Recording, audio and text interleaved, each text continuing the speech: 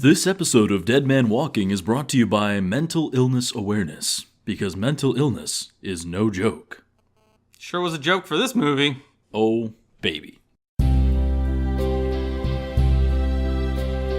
Wrong, and you should just hit yourself in the face until you change your mind. The gold standard for dumb storytelling. Netflix doesn't make real movies. But controversy. Baku 2020. Benny Doodle Cummerbund. Good job, Luke. You did it. What? His creepy lip.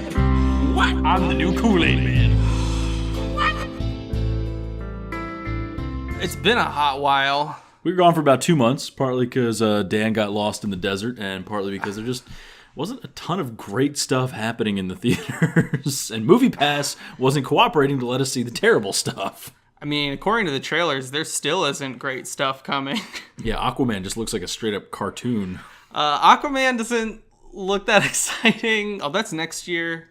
Captain Marvel's also next year. Aquaman is in like the November-December area. Yeah, Okay, Captain so Marvel. That Captain trailer Marvel that is next year. Unimpressive. Brie Larson. Captain Marvel and statue. Aquaman. Unfortunately, their trailers don't look too great, but I'm sure Captain Marvel's gonna somehow wind up being better, despite that. Anyway, we'll see what Aquaman does. The Shazam trailer looks entertaining. It looks fun. I'm a real DC Captain Marvel fanboy. I'm excited. I hope they don't pull what Suicide Squad did with their trailer. Bamboozle. Exactly. So for our first round back, we were torn between two films that were clearly trying way too hard with their cartoonish, over-the-top violence. We have The Predator, which is a belated sequel about a giant alien Whoopi Goldberg that comes to Earth to hunt people. And on the other hand, we had Peppermint, which is a movie where Jennifer Garner actually does all the things that your mom threatens to do if you don't come when she calls using your middle name. Did you say it's an accurate assessment? I was not comparing these two in that way. One was a movie that I wanted to see. The other one was a movie I'm glad we didn't see. A microwaved 80s film and The Lady Punisher. We decided to go see the one that wasn't taking itself too seriously. The poster alone, every time I saw the poster, which was like her looking down in front of the graffiti art that all the girls use as their Tinder profile if they ever visited Los Angeles. But Dan, the angel wings was guns because she's edgy. Not even the critics liked the movie, so we weren't even going to bother. Apparently no one else went to watch it either, so we feel justified. Not only that, but MoviePass didn't want us to watch it. Can we say something about MoviePass for a second here? Like, why? It's struggling. I guess I can't critique MoviePass. It's trying, but it's not doing a good job. It was fun while it lasted. Well, it's still going for a little bit. It's bounced back to... I guess what we're used to. It's letting us watch everything again. It's going to be dead by Christmas. Anyway, oh baby, this movie was we went to see The Predator. Yes. And this movie is taking The Predator back to its roots. But this time... Sort of. The Predators are bigger, the explosions are bigger, and the bizarre degree of self-awareness is also bigger. It's a different kind of self-awareness. It's... I mean, the original Predator, it was self-aware about 80s movies and then stalks it with a pretty good horror movie. If there's one thing the Predator franchise knows how to do, it's laugh at itself. Sometimes in the most inappropriate moments. Right. Whereas the new Predator, it takes the Predator movies and then just laughs at those in the same way that the original Predator movie laughed at 80s movies. You know, on a slightly unrelated note, it's kind of a pet peeve of mine that we can't just call it Predator 4. We have to call it The Predator to make all of our Google searches confusing for the foreseeable future. By far the worst part about this movie is the title. I don't understand why it had to be called The Predator. We've already been here. We've already done that. We had doing it again. Predator, Predator 2, Predators, and The Predator. It seems like the title wants it to be a reboot, but it's clearly a sequel. It's not a reboot. Just tack a number on the end of it. What's wrong with you? But either way, it knows exactly what it is, and it never tries to be anything more. Literally, right from the get-go, we have just the gonzo amounts of over-the-top violence, action, and snappy one-liners that literally never stop. I'm not even complaining. Oh, it was a ton of fun. It's a summer movie. The franchise started in the 80s, and this is an 80s movie. It's not like drenched in nostalgia like it, or constantly referencing the music like Ready Player One, but It's constructed not like even- an 80s action It flick. doesn't really, it doesn't at all rely on nostalgia. It's not even in the way like Stranger Things does, where there's clearly just a lot of callbacks. The only callback there is to 80s is the fact that the monster is the Predator. I mean, the one camper van they were tooling around it for a little bit was definitely not a newer one, but Sure, but the point is, that just kind of like lent itself to the area they were in. it's how it handles its characters, the storyline, the action sequences, literally everything being explosive, including things that should not have been. It's not a comedy, but it has enough tongue-in-cheek, offbeat humor and some not-so-subtle nods to the predecessors that it makes it work. It's definitely more comedic than the rest of the Predator movies, which is why I'm able to overlook its significantly lighter tone. And lack of a plot. I mean, the plot essentially extends to, You got most of it in the trailer. Commando team in the jungle encounters Predator, Predator encounters them, and then another Predator comes for the first Predator. People are predating all over each other. That's all you need for these movies. I mean, what plot did the first Predator have? Commando team goes to the jungle. The movie, Alien kills them. The movie lives and dies on its dialogue, and the dialogue is amusing. And frankly, I feel like the cast helps a lot too. There's no A-list celebrities in this film. Literally every character is someone you've seen as a supporting actor in another movie or somewhere on TV. And you will drive yourself crazy trying to place everybody. Like we said before, this gets right to the point. It's very explosive. It knows why you're here. It doesn't waste any of your time. There's no like big reveal as to what the Predator looks like. I mean, it's just his face is plastered like right on the cover. We see the first Predator dogfight. Like that just happens right at the beginning. These two ships one starts shooting at the other, and we see the first Predator. What is it? Predator jump through Predator space. They open up a little wormhole thing. Jump through to Earth. There's a Predator Linguic, Predator Translation. Yeah, there's a lot of references. I don't remember that happening in any of the previous films. No, it hasn't. This one, they literally just throw it right up there on the screen. It's like the Predator says, "Chase him down." They had the first moment where the Predator is looking at the English language and translating it into his own, and they do that without being too on the nose, but there was a lot of this movie that felt a little over-explained. The whole movie is pretty on the nose. Yeah. This also had the first for a Predator movie, first murder by a child. It's true. We'll get to that later. Several times, actually. I do remember you were ranting and raving a little bit about the opening sequence. So remember when I said that they jump through Predator space, gets to Earth, and the first thing that happens is they hit a satellite. Now, there are 1,459 artificial satellites orbiting the Earth. The Earth is 7,917.5 miles across. And while there's some concern with how much junk we leave in space, these satellites are so small compared to the vastness of space surrounding the Earth. Therefore, when we see any pictures taken outside the atmosphere, it doesn't look like there's any debris circling the Earth. The crap is just too daggum small compared to the Earth to see. It's all spread out, which is why anytime a spacecraft, superhero, or stray missile needs to make a cinematic entrance, they deliberately aim at one of these satellites. That's the only explanation I have.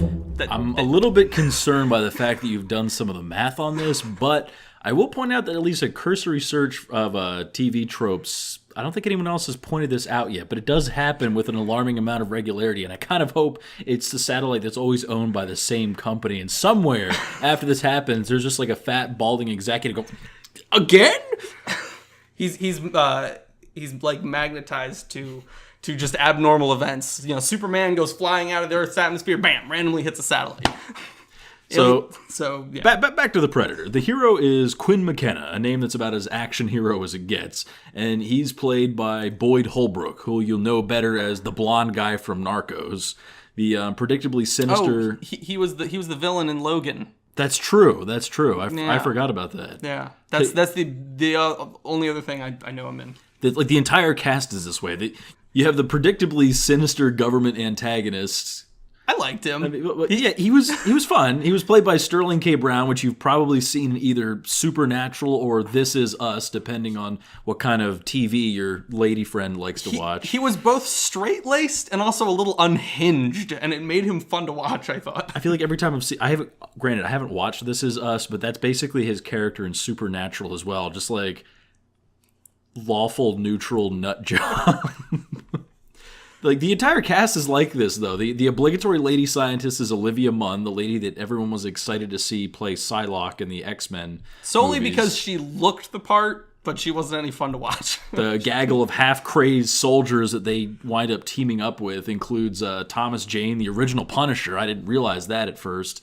Trevante Rhodes, the guy from Moonlight, the movie that won all the awards that nobody saw. Theon Greyjoy from Game of Thrones shows up, and Keegan-Michael Key plays himself, but in a green jacket. It's great. The characters, they feel sort of appropriate for the age. They even had Jake Busey's kid, and he hasn't been in a real movie since 2004. Wait, the kid in this movie? No. The scientist that is decontaminating with Olivia Munn is Gary Busey's son. Oh. And apparently, the character he plays is meant to be the son of Gary Busey's character in Predator 2. Team meta. I haven't seen all of Predator 2. I just know a lot about it. I don't know what rock they dug Jake Busey out from under, but I think he's funny. Yeah, there are a bunch of the veteran characters. They're veterans from, obviously, the Iraq, Afghanistan conflict. So, we're jumped from, in Predator, it's like mostly like Vietnam War kind of era vets. Like, it takes place chronologically like 30 years after the first one. Right. And so in this one, it's those kind of soldiers, but they're also loonies. They're nuts. Like, they're all on this bus because they all either...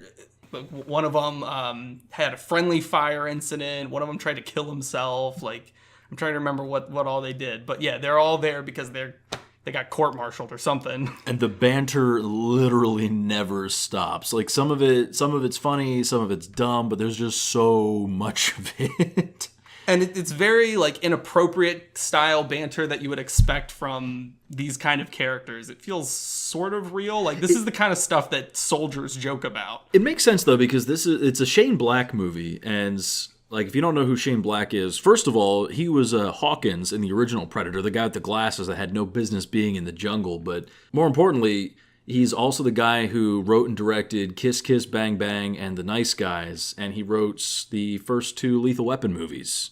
He's got a lot of experience under his belt, and this kind of dialogue and writing is what he does best. And it shows through. Like, this is a campy, schlocky, stupid movie, but the writing makes it fun.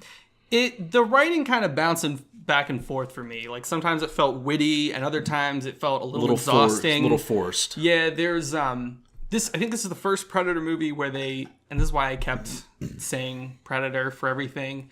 It's the first time where they refer to the aliens as predators. And they break that down a little bit. They're like, are they really predators? Like, I don't know if the definition fit. Shut up, it's badass. Right, and they kind of play with it a little bit, but still, it felt a little exhausting after a while. For me anyway, I felt like it hit more than it missed, and because I know what it is, and it knows what it is, I kind of have the same attitude toward it that I have towards Pacific Rim, where it's a big, dumb, fun movie that is very, very stupid. It's definitely, you can tell it's been more rooted in horror slasher tropes than, say, Pacific Rim, so it's a little more visceral, but... Not the same genre, just in terms of knowing what it is. Right, in terms of, I guess it's genre, I guess it's tone. That meta self-awareness. It's more fun than anything. I mean, personally, the tongue-in-cheek, over-the-top attitude will probably annoy some people, but I feel like it's what the Predator franchise needed. The 2010 film took itself way too seriously for being honest with ourselves, for a premise that is just inherently silly. A giant alien with dreadlocks chases the manliest of men around a jungle.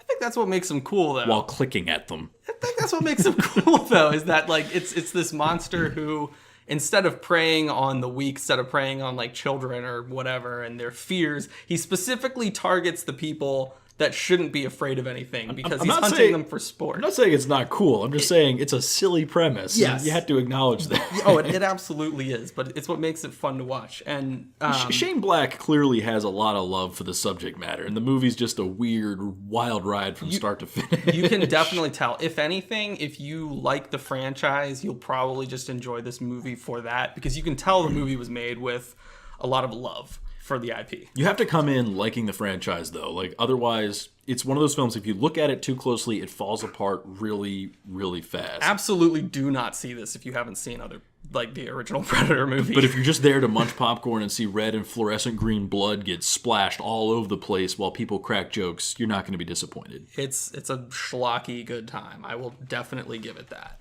So speaking of splashing the blood around, the special effects, they felt more expensive than I was expecting. I think this movie did have a much higher budget than the 2010 Predators did. It fell down in some points, though, too, and I put that in my Yes, bad it and absolutely ugly section. did. But it was still, I think there was more than I was expecting. But that being said, there was moments where like CG blood always kind of lessens the effect of, of some of these deaths. There's a lot of CGI in this film, a lot of it, and that was, well, like I said, I'd like to talk about it later, but that was definitely a turnoff for me at points. It services the movie, but there are parts where, it lessens the blow. Like I said, I think there was clearly, for an R-rated movie like this, I think there was a lot more money being pumped in. Like, there was just a lot of sci-fi gadgets and stuff going on. There was much more dialogue this time around. There was a lot more telling than showing compared to the last few films. I mentioned that earlier. I'm not 100% sure how I feel about that either. Like, again, they were just trying to... There's a lot of exposition, and I don't know how necessary that exposition was. Right, there's very, very little exposition in the original Predator movie. I think you get down to like the last act where it's just Arnold facing the Predator, and there's no dialogue whatsoever. It's just them going at each other. Apparently, they spend $88 million on this film. That is more than twice the budget of the last movie, which surprises me because the last movie actually had like recognizable big name actors in it. Like who? Adrian Brody, Topher Grace, Walter Goggins, Lawrence Fishburne were in it. I remember at the time... I don't remember who the girl was, but... They didn't have as many, like, A-list. I thought they were still mostly B-list for the Bigger time. names than what they had in this movie. I guess. Which means that the budget definitely went into the extra special effects. It had to have. There's, for some reason, the Predator hounds, they actually sounded like dogs. I thought that was weird. Underneath all this... there's Predator space dogs, by the way. Well, it was weird because that's a thing. In Predators, they had, like, hounds. They were, like, these weird spiky things. Those didn't come back. These are straight up pit bulls with dreadlocks. Yeah, they just looked like... And armor plating. Like big dogs, I guess. They play fetch with grenades. Big CG dogs. Specifically with grenades. I don't know why it was only grenades. Underneath all of the sounds, there's the unmistakable soundtrack, which is fine. I don't know, there's not really any complaints there. It just is what it is. I like the soundtrack of the original. Do you have much more? There's not any innovation happening with this film. They're reusing the soundtrack. They're just building on the previous creature designs. It's just more of what you know. A lot more of it. We'll get into spoilers then. All right. The good, the bad, and the ugly. Dan, what was good about The Predator, parentheses, 2018, close parentheses? Do you think that's what we're going to refer to it as? The Predator 2018? No, but that's what you're going to have to Google it as if you want any information about it. We're probably going to forget about it in a year. Let's be real. The movie is funny. That I've said it before. The government guys make some jokes. The loonies do inappropriate funnies. And some of the action is laughably ridiculous. There's like a couple jokes that came out of the Predator monster himself. It's true. I'm very unexpected. It was great, and like those were some of those moments where you could tell they were like winking at us. There's one scene where the Predator jumps into the back of a military truck and starts killing everyone inside, and the driver has no idea. And the driver's like, "Hey, you guys okay back there?" The Predator just sticks a severed arm through the curtain window with its thumb up. And it's perfect because not only is it hilarious, that's totally something that the Predator would do. I'll be honest, I walked into this film secretly dreading that it was going to be a super serious, dark, gritty look at the franchise, kind of like the last movie was. I mean, Ridley Scott can do it with Alien because he's Ridley Scott, but it just doesn't work with Predator, and I think Shane Black made the right call. Absolutely. The movie moves at a quick pace. It's under 2 hours. It's an action movie. It's not a horror movie. We know what the monsters look like, what they do. Now it's just time to watch them kill people. It's an 80s movie, and it doesn't drench itself in the 80s. It just operates like an 80s movie would. The other thing that I loved, the kid in this movie, he can act. He's actually been in other things. That is true. They did find a child actor that wasn't terrible. Which is always something that concerns me, and I've said this about a lot of other movies before. We seem to be getting better about this. About every time the child coming in, and then suddenly like the movie gets worse. Like it used to be every time I see a kid appear on screen, I would start to cringe, but that happens less often now, and I'm okay with that. All right. That was one of my good things actually. Is this the cast in general? I enjoyed the low key who's not who of characters, all of whom are actually decent actors. And the bizarre premise of having a group of people with severe mental disorders save the world makes for some really fun conversations and scenarios. Like everybody got a chance to just ham it up. Absolutely. Crazy. Yeah. They're like theming wise for the Predator. Every Predator sequel builds on the lore, I think, a little bit more about the aliens and what they do, who they are. And this movie is no exception. Builds on it quite a bit, and if there's any more sequels, I enjoy continuing that trend. I honestly don't know if there's like a hard and fast Predator. What's the word I'm looking for? It's not so much like that I care about. I don't know if there's a hard and fast Predator universe for fanboys to even get cranky with. Well, that's if something changes. It just is. It's nothing like Star Wars or anything, but I'm just saying in every movie. They don't just rehash the same stuff you've seen before. They expand upon it in a way that is fun, and if they keep making more of these and they keep doing that, I hope it will, I don't know, kindle my interest in the same way. I was also a fan of the Predator puppers, space dogs. You were a fan of those? I didn't know how I was kind of indifferent. Plays out better than I thought it would. I don't know. I remember liking the part where he shot a grenade inside one of them, and it like expanded in slow motion for a second and then blew up. Okay, they don't kill all the dogs, Dan. Well, they kill one of them. One of them turns out to be a good dog. He's a good doggo. One of them turned out to be a good Predator doggo. He gives his best bork. I feel like we need to address some of the issues with this film, and there are a lot of issues. We're going into the bad. First thing is there's a lot of random plot holes, most of them involving McKenna's kid, who's like autism gives him super brilliance, and as a result, there's just a lot of Deus ex machina from the hands of a child. like walkie-talkies just randomly appear in different people's hands, including the kid's hand, and it's like, how did you get that? Where'd that come from? The worst moment of writing in this movie came out of Olivia Munn's mouth when she says. It's something to do with she's talking about his kid being on the spectrum. She says, well, you know, scientists are saying that it's the next degree of evolution. Yeah. I'm like, oh no, don't say that. That's Here weird. We go. That's awkward. I said it before, there is a lot of CGI, a lot of it. And it doesn't quite reach the cartoonish levels of the Aquaman trailer we saw, but still, holy cow. Oh no, there's never going to be that much money being put into one of these kinds of movies, but the one thing that both the Predator and the Alien franchises benefit from is just the less is more visual principle. But we get full frontal Predator right from the get-go in this film, and when they introduce the bigger, better Predator, it just gets more bonkers. I mean, they made it for the $88 million, and some of the computer-generated stuff really should have been better with that budget. Yeah. Especially with the big guy. You get some spots where he's so obviously animated, where people are flying around, and you can clearly tell they've been body swapped with like a computer model with ragdoll physics, and it just looks dumb. Yeah, at no point did I really feel any sense of dread or major tension. That's why I can't emphasize enough that this movie isn't at all a horror or even a thriller. It's just an overly gory action movie from start to finish. When the evolved Predator came on screen, like you said, that was a moment when I feel like more of the tension should have started. Like that like when the predator shows up in the original movie. It would have been more fun if, oh crap, what's hunting the predator? They give the game away literally 3 seconds after he shows up. So instead of feeling that, it just kind of feels like first we were dealing with eating Whopper, now we're upgrading to a triple Whopper. And it just feels a little excessive. I mean, that kind of touches on what I thought was the biggest downside of this movie and the story is that it gets lost between two genres, two worlds. Does it want to be a comedy or does it want to be a violent thriller?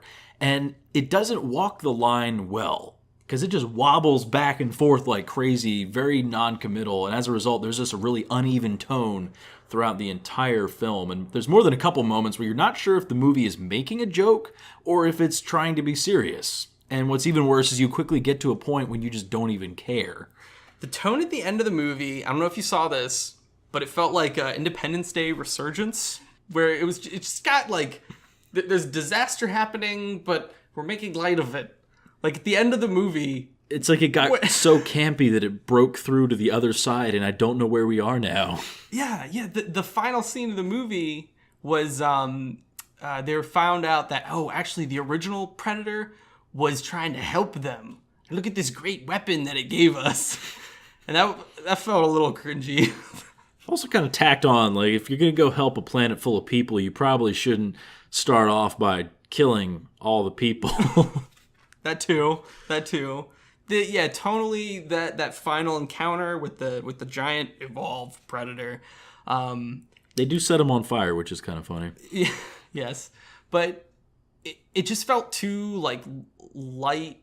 It was during the day. It doesn't know what it wants to be. Yeah, tonally, it just the first one felt very grounded. This one, the main hero does a lot of stumbling around, flying all over the place. Like, it seemed more often than not that he just kind of stumbled into where he was supposed to be instead of using his wits to get there, which was what Arnold was doing when he was fighting the Predator. And it's not what Boyd Holbrook felt like he was doing quite as much of. He does inhabit the macho man action hero persona well. He does. And again, this is a movie without pretension. So even the biggest downside, it's kind of part of the package deal, I guess. There wasn't any like clever tricks that I felt were pulled in terms of like fighting the monster. Like I said, there's a lot of stumbling around. I don't know. Did you see anything that I missed?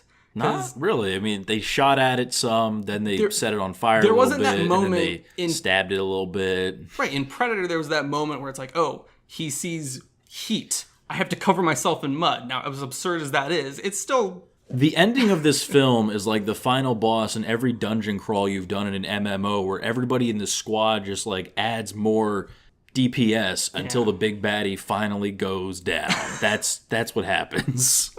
It wasn't very just, unsatisfying. It wasn't just one-on-one. Like it was one, and then suddenly like his kid jumps in and helps, and then Olivia Munn jumps on his back and starts stabbing him. Everybody, just shoot it. Get him. I'm ready to talk about some of the ugly things in this film, unless you got any more bad stuff. All right, let's talk about the ugly for a second. All right, the MPAA has this new background for the pre-preview screen, and I hate it. In the movie. I don't like the MPAA Moog logo. Oh, we want to talk about the movie? The movie. That's fine. Okay. Talk about the movie. We've complained about the CGI already, which does get pretty bad, especially during some scenes with the big boy Predator. But for me, one of the ugliest things, just because it was dumb, was the death of Traeger, the obligatorily sinister government operative, who's basically the villain. Like, the big boy Predator, and the Predator is portrayed as more just like a force of nature. The government guy is like the real bad guy because he's a jerk. But he's basically killed as an afterthought. Sterling K. Brown, like we say, he's a lot of fun as a neurotic, single-minded sociopath director of the Stargazer Project. And the tension between his character and McKenna builds for the entire film. And there's some legitimately funny back and forth that happens between the two of them until he's just like blasted offhand by accident. By himself. Yes. He misuses the equipment that he mounts on his shoulder, the Predator equipment. And it's so confused and out of focus. And it's something that makes sense, but he dies in a way that it felt like one of his henchmen should have died. Yes, it was just stupid. Like I wouldn't have even known it was him that just got killed because the lighting and the way they clip to him real fast. Like, they just have Olivia Munn yell his name real quick, then you see his head explode, and then it just goes right back to whatever else they were doing. It was It's like, why were we here? Why did we bother? It was like a if you blink, you miss it moment. Seriously, if you blink, you will miss it. And you'll be like, wait, where's the bad guy? Where'd he go? Why are we still fighting? There was a lot of guys at the end of the movie that I felt like, I think that the dog at the end, did the dog die? They just like... The dog thing was still alive? I don't even know. I thought maybe like the big predator, he picks him up at one point. Did he just throw him or did he like snap its neck? No, he just like threw it away. He's like, get out of here, dog. That's going to be a deal breaker for some people, if they kill the dog. I don't think they killed the dog. They kill the predator dog. We already know they blew up one dog. If they kill all the dogs, it's done. Either way, it just seemed like a stupid waste of a good, sinister villain for a film that's clearly desperate and pandering for a franchise. It's like, that could have been a good thing right there. And instead, just like, nope, dead. And it bugged me. I was bothered. Still caught it. It made sense how he died. It was just shot too quickly, I guess. Yeah. That's true. Because it was by his own hubris, right? He was playing the government man. And you know what? That message would have been driven home a lot better if they had drawn some kind of attention to the equipment that he uses. He just kind of like pulls that out of his butt towards the end of the film and just starts walking around with it. And no one mentions the fact that it might be dangerous, and then just accidentally offs himself in literally a 2-second shot with like grainy nighttime footage. And then no one mentions him ever again. What else you got for ugly? The Predator killer suit. The big reveal at the end. The MacGuffin that has literally everyone looking for it for the entire movie turns out to be a fancy CGI Predator suit that just like spans out of this gauntlet. But it has for humans. But for humans. It's for people. And it has all the guns. All of them. And it looks like it was designed and animated by a 10-year-old. That's what makes it great, though. It was just like the dumb... I'm like, that's it? It's not like a Predator-human hybrid. It's not like a fancy Predator gun. I thought it was going to be a callback to something. It's like a Halloween costume. I was ready... I was ready for Arnold Schwarzenegger to jump out of that pod. I was ready. Anything they could have pulled out could have been that exciting. But what they did pull out was the least exciting. No, Arnold Schwarzenegger might have been the least exciting. I would have been more happy. Thematically, the cyborg suit makes sense, but they did nothing. Its execution was awful. Well, right, because they didn't do anything to lead up to it, I guess. It was ugly, and I'm calling it out as ugly. Well, if they did anything, I guess, to... No, Dan, it's an ugly suit. Well, 0 out of 10. No Vogue fashion shoots. You don't think it would have looked a little better if there was some sort of build-up to cybernetics? I hope that if the government was experimenting with weird cybernetics, they're like, the Predators do this, we could do it too, and then But the government had nothing to do with it. It was just like a Predator gift. Here, have a costume. Well, you're right. And I really hope that if they make another movie, the first scene has someone wearing that costume getting killed by a Predator. It's what they deserve. I had a good time in the theater.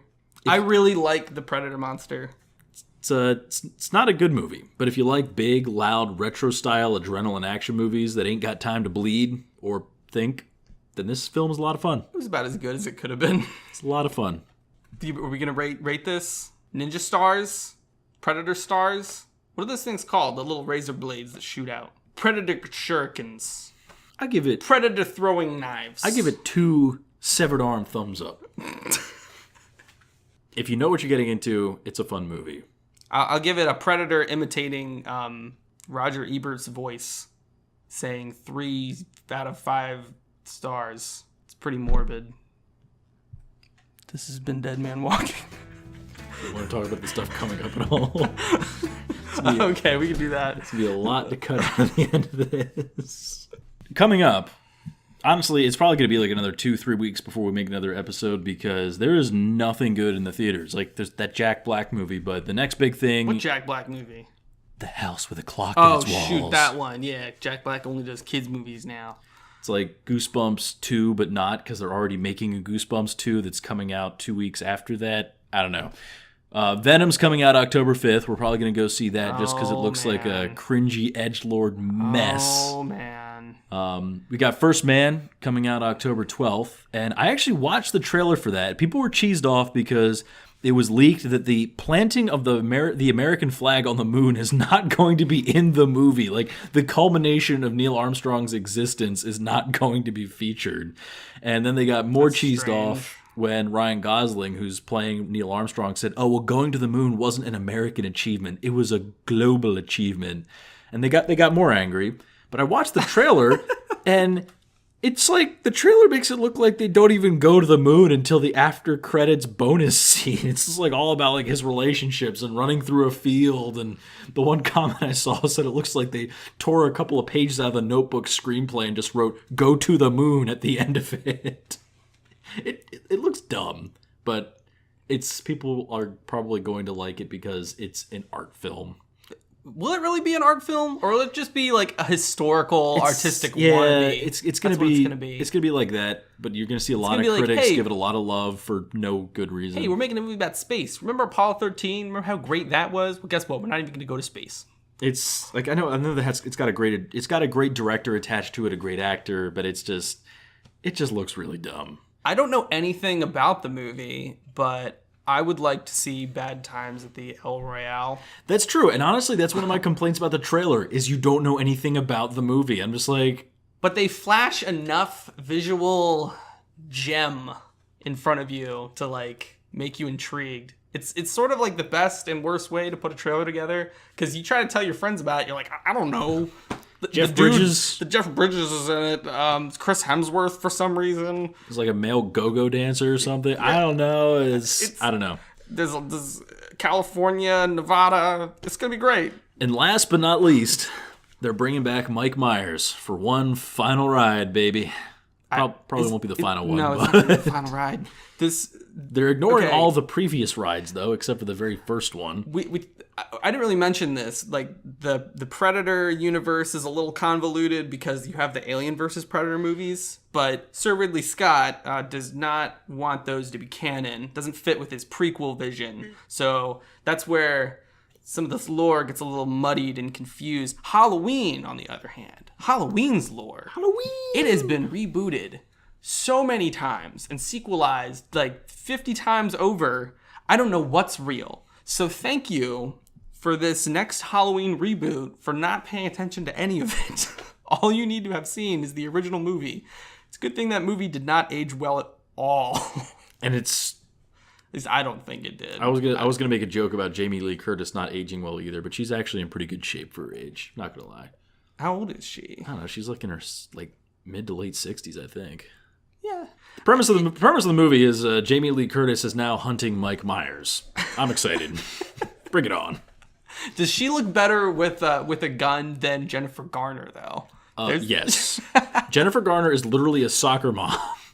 Jamie Lee Curtis is actually believable as something. She at least looks pretty unhinged, at least in the trailer that we've seen. Like, she's...